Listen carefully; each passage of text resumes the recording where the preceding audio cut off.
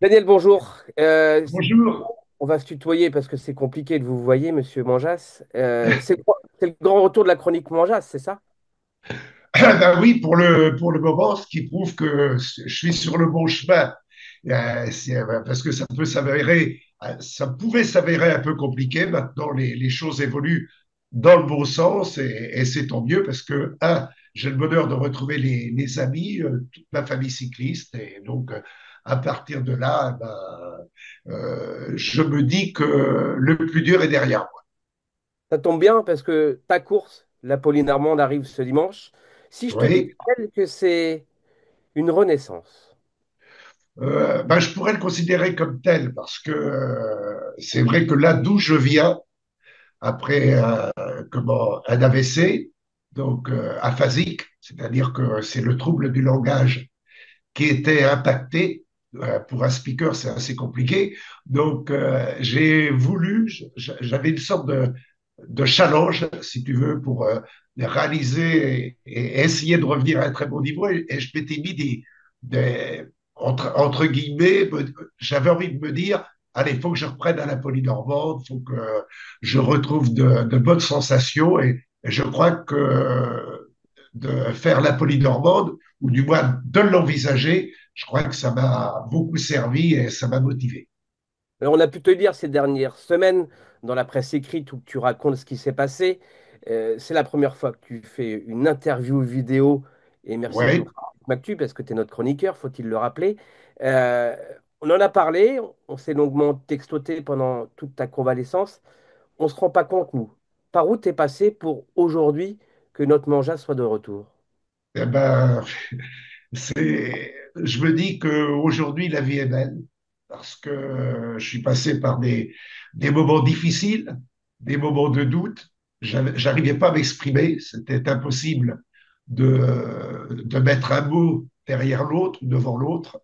Et ça a été un moment où j'avais envie de retrouver mes amis déjà. J'avais envie de retrouver toute la famille cycliste, tous mes copains, etc. Et je me disais, je vais y arriver, je vais y arriver. Et puis, il y a eu donc le Normandie, qui est un établissement donc, spécialisé, qui est à Granville. Et là, c'est là qu'était Jean-Paul Belmondo, d'ailleurs, il y a quelques mois de cela. Et donc, il y a eu un beau soutien et de la part des comment, il faut que je trouve mes mots maintenant, de la part des Des médecins, spécialistes, des infirmiers. des infirmiers exactement, et ça c'est revenu progressivement, c'est remis en place. J'ai un moment, je me suis dit tiens, je trouve un mot nouveau. Et puis ça n'a pas encore évolué à 100%, mais je me suis dit que finalement, eh ben, ça va être un challenge que je me fais également, que je constate à nouveau, et l'envie d'y parvenir me mobilise bien évidemment et tout entièrement. Alors, moi, je connais personnellement la famille Manjas, on sait qu'elle est très unie. Mais tu m'as dit aussi pendant ces mois de convalescence que tu as été quand même agréablement surpris du soutien de la famille du vélo, où tu savais que tu étais apprécié, aimé, mais tu as été surpris par certains messages de certaines personnes. Et puis le petit hommage qu'avait fait Jean-Michel Guidez à l'Étoile de Bessèges avec le message de tous les coureurs, ça t'a touché, hein. Oui, ça m'a motivé en quelque sorte.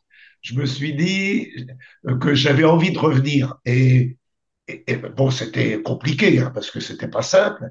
Et puis il y a eu Lisieux. Donc je suis allé voir le critérium de Lisieux. Et là, j'avais constaté que l'enchaînement des phrases était beaucoup moins fluide que précédemment, mais que les choses revenaient, se remettaient en place. Et à partir de là, et j'ai vu le bonheur. Il y avait avec moi déjà, j'ai Paul Lapéra qui est venu, qui m'a offert son maillot de champion de France et puis qui avait envie de me voir. Donc ça a été un moment de bonheur il était le jeune homme qui a pris le maillot de champion de France à Saint-Martin-de-Landelle. Et puis, j'ai vu aussi Kevin Vauquelin qui m'a accompagné, qui m'a fait souhaiter évidemment de revenir au plus haut niveau, enfin, pour ce que je fais actuellement. Et donc, non, tout se remet progressivement en place. Mais où je suis le plus satisfait, c'est que il y a eu des automatismes qui se remettent en permanence et qui me permettent de relier un petit peu. Je crois que le sport cycliste et l'amour du vélo que j'ai me permettent de reprendre des positions qui deviennent au fur et à mesure très, très favorables. Dernière question avant d'aborder le côté sport et ton analyse de ce qui s'est passé depuis des mois dans le vélo. Si je te dis, on en a textoté et on en a parlé par téléphone, ça serait pas un nouveau Daniel Manjas qui débarque là? Ben là, déjà, il faut savoir comment je vais pouvoir maîtriser la situation présente. Donc, et puis, je ne veux pas me mettre Martel en tête. Je sais que ça va être compliqué, ça va être long, ça va être difficile, à moins qu'il y ait une métamorphose et puis que les choses évoluent. Mais le bonheur que j'ai, c'est de voir que les progrès sont énormes et sont très sensibles. Et là, c'est quelque chose. Daniel Manjas, ben, je pense que finalement, je me suis aperçu que la vie valait d'être vécue, comme je te l'ai dit tout à l'heure, et à partir de là, ben, je vais pas me mettre martel en tête, je vais faire les choses convenablement, et si progressivement les choses évoluent dans le bon sens, eh ben, je, j'aurai du bonheur, bien évidemment, à retrouver, parce que mes amis sont les amis du vélo. Comment je pourrais dire cela? Il y a en 40 ans, même plus de 40 ans, 50 ans de micro, les, donc il y a évidemment une sorte d'intimité qui s'établit et à partir de là, je suis capable évidemment comment expliquer ça, de dire que on dit souvent que les amis sont mes amis, mais c'est vrai que ça a été quelque chose comment expliquer ça? Je fais partie, si tu veux, de cette famille cycliste et elle me l'a bien rendu, comme tu le disais tout à l'heure. J'ai eu beaucoup de moments d'émotion à lire un papier, à avoir des messages de sympathie et tout cela m'a évidemment énormément touché. Tu vas mettre ça comme tu veux, dans l'ordre où tu veux, mais ça a été un vrai moment de bonheur. On va rien toucher parce que on adore t'écouter et je laisse la parole maintenant à Arthur et Titon. On va parler Euh, sport, on va parler vélo parce que je sais que tu as suivi toutes les courses pendant ta convalescence et le dernier Tour de France. Donc je laisse la parole aux gars. Mais en tout cas, c'est un plaisir de t'entendre et pour un vieux bougre, on reconnaît bien ta voix et tu parles toujours aussi bien. T'inquiète. ouais, voilà, je sais pas, mais je croise les doigts pour dimanche pour la Polynormande. Je sais que Damien Martin sera là et également mon frère Hervé. Donc, je ne travaillerai pas sans filet, si tu veux. Voilà, et ça va me rassurer quelque part. T'inquiète pas, Daniel, tout le monde sera bienveillant avec toi, je n'en doute pas. Et c'est avec un très grand plaisir qu'on te retrouve sur Cyclisme Actu, qu'on te réécoute parler et qu'on retrouve ton sourire. Mais je ne te cache pas qu'entre-temps, il y a également d'autres événements sportifs cyclistes qui nous ont donné le sourire. Le plus récent, évidemment, et je pense qu'on va commencer avec ça, c'est bien sûr la victoire de Pauline Ferrand-Prévot sur le Tour de France Femmes. Comment ne pas en parler? Euh, Toi qui t'es battu pour retrouver les mots ces derniers mois, justement, est-ce que tu en aurais un là pour cette victoire de PFP sur le Tour de France Femmes? Ah ben, moi, le Tour de France Femmes, pour moi, elle a été phénoménale. Phénoménale. Parce que je me souviens déjà d'elle. Elle avait 17 ans. Elle était championne de France cadette. Elle disputait la Polynormande chez les cadets. Et j'avais vu ce petit bout de femme qui avait vraiment, elle avait le tempérament parce qu'elle avait terminé carrément parmi les meilleurs avec les cadets. Et je me suis dit, quand je me suis installé devant mon écran de télévision, je me suis dit, ah, pourvu qu'elle réussisse, parce que je la connais un tout petit peu, et elle a son caractère, mais elle est extrêmement charmante, et elle savait, elle voulait, elle avait fait un challenge. Elle avait véritablement envie de challenger avec le Tour de France. Et puis là, c'est évidemment, comme je disais tout à l'heure, c'est phénoménal, parce que elle a donc obtenu ce titre. Elle a été championne olympique, elle a été championne du monde, multiple championne du monde. Elle se trace des objectifs, elle a envie de les atteindre. Et c'est une très, très grande championne. Comme je te l'ai dit, pour moi, c'est le mot. Elle est absolument phénoménale. Toi qui, toi qui es un peu la Bible du vélo français, hein, où est-ce que tu places cet exploit dans l'histoire du cyclisme français, voire du sport français même? Ben, pour moi, déjà, on a vu l'évolution du Tour de France. Donc, les femmes se sont rapprochées, entre guillemets, des hommes. Je l'ai vu parce que j'étais en convalescence enfin, ou en orthophonie, tout ça. On parlait à chaque fois, dans le milieu médical, eh bien, de Pauline Ferrand-Prévot. Et là, je me suis dit qu'elle a réussi à franchir un pas. Elle est, elle est devenue une championne à part entière. Et ça, c'est quelque chose. On sait qu'elle avait cette sensibilité. Elle a été le porte-drapeau donc au moment des Jeux Olympiques. Ça a été quelque chose, bien évidemment, de fort. Et elle a toute évidemment la notoriété qui accompagne tout cela. Et elle a 33 ans, mais je crois qu'elle n'a pas terminé de faire parler d'elle. Mm. Justement, tu as évoqué Pauline Ferrand-Prévot. En général, même le cyclisme féminin a énormément évolué ces dernières années, notamment avec l'arrivée du Tour de France Femmes. Quel regard, toi, tu portes là-dessus, sur cette évolution enfin, qui a été assez récente et très très rapide? Eh ben, je vais te dire, le Tour de France, je l'ai connu avec Gianni Longo, avec Maria Canins, mais à l'époque, le Tour de France se déroulait en prologue des hommes. Donc, à partir de là, on n'avait pas de point de repère. On se disait, est-ce que le cyclisme féminin va avoir autant de notoriété que par le rapport, par l'apport des hommes ou non? Et puis, on n'avait pas le compte-rendu, on n'avait pas la réalité. Puis là, cette année, et même depuis 2, 3 ans, ce sont les femmes qui font leur Tour de France. Elles n'ont pas le parcours des hommes. Elles n'ont pas, donc, les femmes n'arrivent pas au prologue des hommes. Et c'est évidemment ce qui a tout changé parce que là, la course, elles la font elles-mêmes. Elles ont des parcours, donc des parcours certes musclés, mais il y a surtout l'apport du public. Les femmes comment expliquer ça? Je me bouscule un petit peu, mais les femmes ont leur notoriété. C'est elles qui l'ont eu et qui l'ont obtenue. Et ça, c'est pour moi quelque chose de très, très important. Les femmes comment expliquer ça? De mesure, sont capables de mesurer maintenant la notoriété qu'il a leur.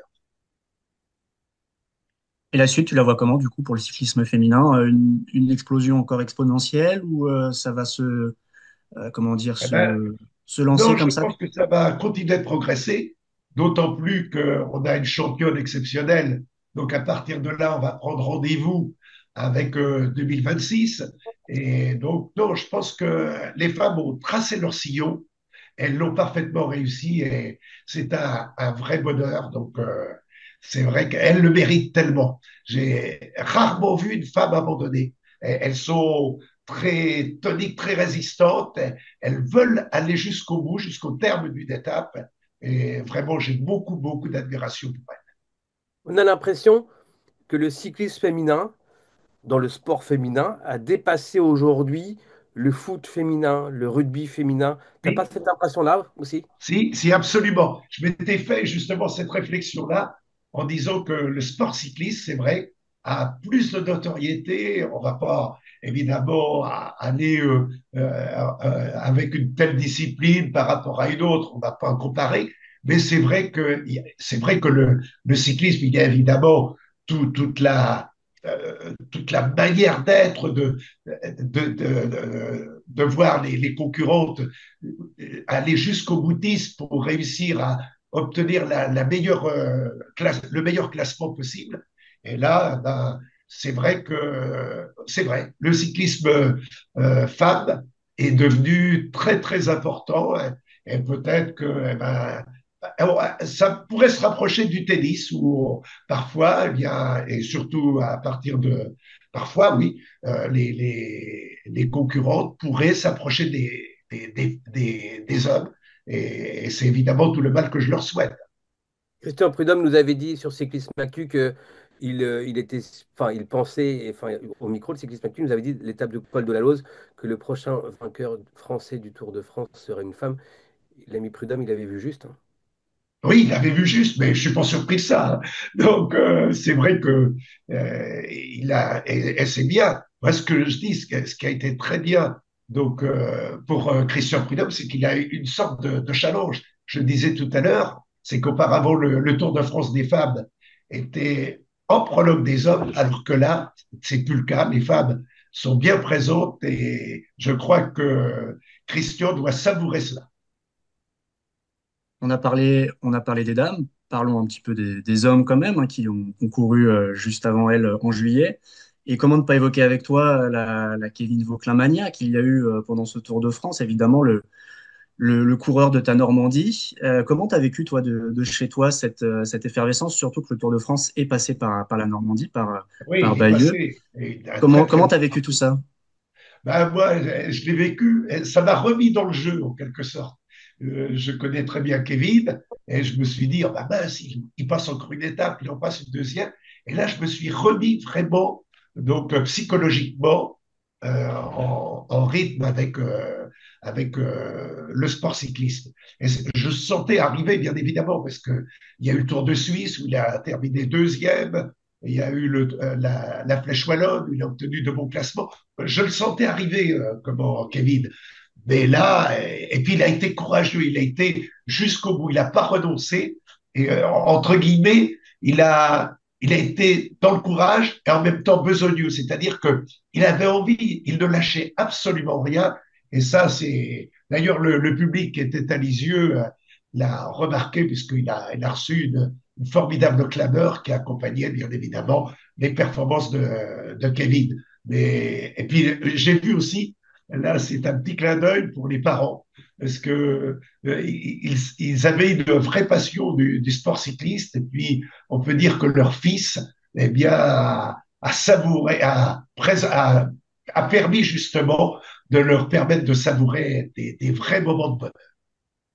Mhm. Ce Tour de France, homme, il a aussi été marqué, bien sûr, par un grand champion qui est Tadej Pogacar, son quatrième succès sur le Tour. Oui, Mais aussi, il a eu quelques déclarations qui ont fait parler, notamment sur une certaine lassitude qu'il aurait au niveau, enfin, de sa carrière, tout simplement, qu'il évoquait peut-être déjà penser à la retraite dans quelques années. Toi qui as connu des grands champions de toutes ces dizaines d'années avant celle-là, qu'est-ce que t'en penses? Et est-ce que d'autres champions comme Eddy Merckx, comme Bernard Hinault ont aussi éprouvé à un moment donné cette lassitude, et surtout aussi jeune, parce qu'on le rappelle que Pogacar n'a que 26 ans. oui, c'est vrai, c'est vrai. Bon, Eddy Merckx, c'était un formidable challenger. Il voulait, comme on dit, c'était le cannibale, c'est-à-dire qu'il voulait manger absolument tout. C'était chez lui quelque chose de fort, alors que là, d'après les déclarations, c'est vrai que cette lassitude peut se ressentir parce qu'il y a une pression énorme. Il y a plus de pression, je pense, aujourd'hui, avec évidemment les intérêts financiers, etc. Donc, il y a plus de pression chez les coureurs. Il est possible parfois que le rythme, et puis on voit quand on regarde les coureurs du Tour de France, moi j'ai commenté le Tour en 77, il y avait que une cinquantaine de coureurs, un peu plus au départ, hein. Non, il y avait 70 coureurs, enfin je ne sais plus exactement, mais il y avait quelques dizaines moins de 100 coureurs au départ du Tour. Voilà, il y avait moins de 100 coureurs, faut pas que je me mélange. Donc il y avait moins de 100 coureurs au départ du Tour, alors qu'aujourd'hui, eh ben, les choses ont évolué évidemment, donc de manière très sensible, avec les coureurs sont performants et calculent au millimètre près l'effort, etc.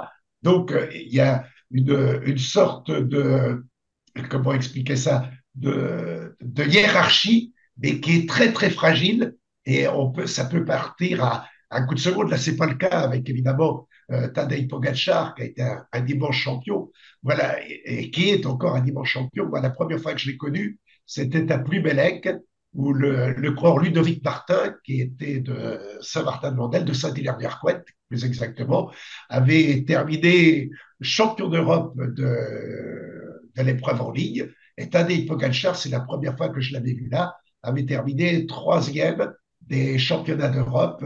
Et c'est là que je l'avais vraiment vu, puisqu'il avait été très actif dans le parcours. Là, sur son parcours, j'avais un petit peu, j'avais coché le lot et puis j'avais dit celui-là, on va en entendre parler. Mais de là à ce que la course de Tadej Pogacar, du moins, soit aussi efficace qu'elle est actuellement, de là, pour reparler de la lassitude, euh, je ne vais pas dire qu'il s'ennuie un petit peu, mais il a des performances qui sont absolument magistrales. Et je pense qu'il va se remettre dans le bain, parce qu'une année ne fait pas l'autre. Et je crois que ça devrait quand même.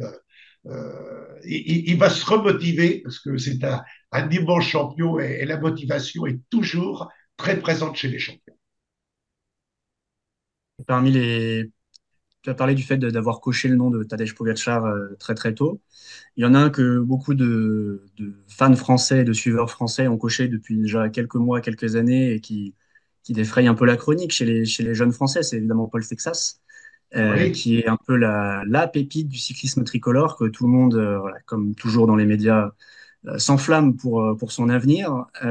Toi, tu en penses quoi de Paul Sexas? Tu l'as déjà vu? Tu l'as déjà côtoyé? Oui, ben Paul Sexas, je l'avais rencontré parce que il avait de la famille à Renault et il était venu faire la polynormande chez les cadets et il avait obtenu une belle performance. Alors, les cadets, par exemple, la polynormande, il n'y a qu'un seul coureur qui a gagné deux fois. Il va faire ses adieux au début à la fin du mois d'août. C'est Anthony Delaplace qui avait gagné la Polynormande chez les cadets et qui l'avait gagné dans la catégorie élite.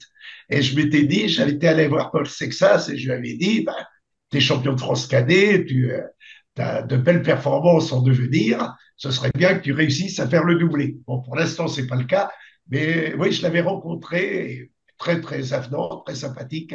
Et puis, c'est vrai que je pense qu'il va être regardé avec une loupe dans les mois et dans les semaines qui viennent, puisque chacun a envie vraisemblablement d'attirer celui qui devrait être une formidable pépite.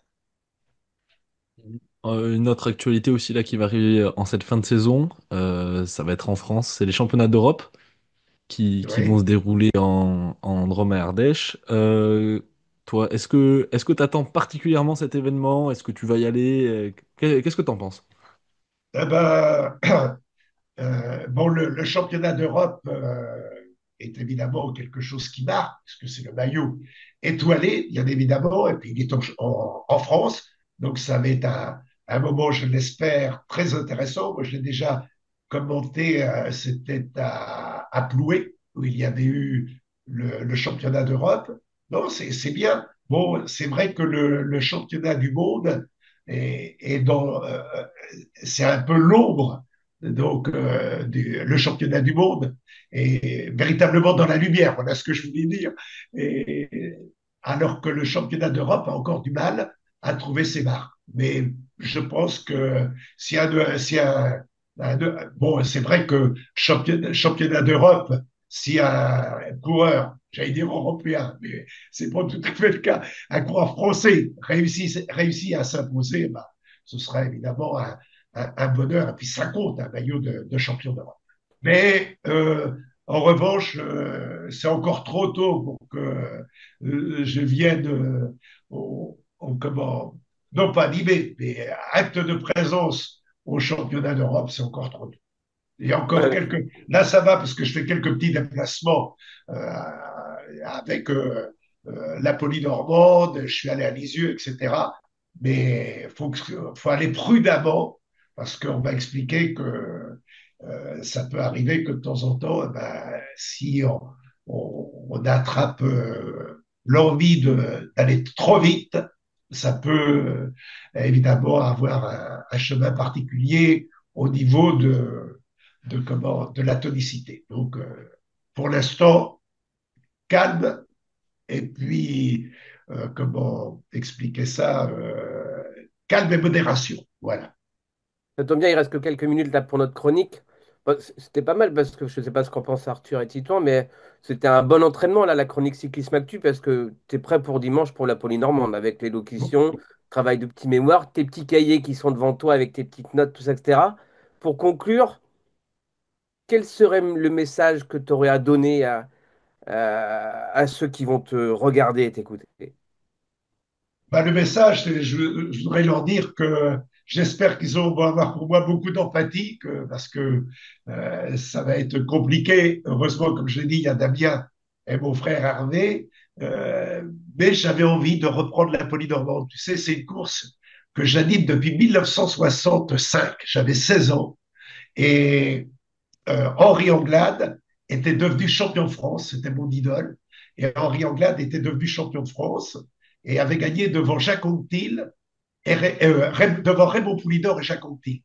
30 contre le podium. Et le jour où j'ai commenté cette course-là, donc la course de Saint-Martin-de-Landelle, eh ben, c'est la première fois que je prenais le micro. Donc, ça a été un moment très, très fort parce que mon idole, Henri Anglade, était champion de France et j'ai eu le bonheur enfin, d'annoncer la victoire de Henri Anglade donc, sur les routes de ce championnat de France. J'avais 16 ans et c'était le premier bonheur que j'ai pu rencontrer.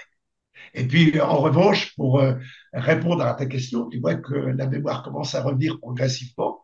Donc, pour répondre à ta question, eh ben, j'espère, comme je l'ai dit tout à l'heure, que les spectateurs seront pas trop exigeants avec moi si je fais quelques petites erreurs, si j'ai évidemment, parce que je repars de carrément zéro, parce que il y a quelques semaines, eh ben, j'avais des difficultés à m'exprimer, beaucoup plus qu'aujourd'hui. Donc, je me dis que finalement, je pense que, je dis toujours que dans ma vie, j'ai toujours eu un ange gardien et je crois qu'il n'a pas voulu que je parte cette année et que je puisse vivre encore beaucoup de moments de bonheur. Voilà. Merci Daniel, et comme je t'ai dit par téléphone l'autre jour, continue à nous emmerder. Eh ben, c'est pas fini, hein. Non, non, mais j'irai. Oui, oui, c'est vrai. Je suis un emmerdeur, je le sais très bien, mais tu peux pas savoir. Je voulais juste terminer avec un message. C'est vraiment un vrai bonheur de vous retrouver tous. Voilà ce que je voulais vous dire, très sincèrement. Voilà, du plus modeste coureur à tous ceux qui ont des messages, qui m'ont assuré également de leur sympathie. J'ai eu des milliers de messages. Et c'est peut-être, et c'est sûrement grâce à vous que j'ai pu retrouver ben, le micro progressivement, mais je crois que le mieux est à venir. Merci Daniel. Merci.